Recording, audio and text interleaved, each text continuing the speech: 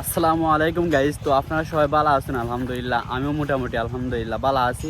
আর এদিকটা যাইতেছিলাম, তারপর আমার দুইটা কুত্তা, মানে ডগি, ইংলিশতে বলা হয় ডগি, আর আমরা গ্রামের ভাষায় বলি কুত্তা।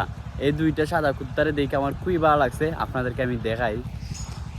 সো এই দেখুন, জাস্ট ওয়াও মামা, সাধারণ। এই দেখতে পারতেছেন, মানে তারা তারা মা হইলো গিয়ে সাদা, তারা হয়েছে সাদা। আর দুইটা ফুটফুটে বাচ্চা, মানে কুত্তার বাচ্চা যে সময় ছোটো থাকে মামা, তখনই কুত্তার বাচ্চাকে খুবই ভালো লাগে। আর বড় হয়ে গেলে মনে করেন কীরকম হয়তো আপনারা অনেক সবাই জানেন, মানে বড় হয়ে গেলে মানে কীরকম হয়ে যায়।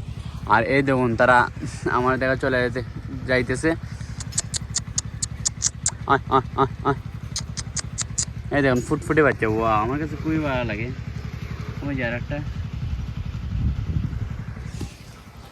আসলে আমি প্রতিদিন এদিকটা যাই, এদিকটা ভিডিও বানাই, ঠিক আছে, এজন্য তাদেরকে সময় দেখা হয়।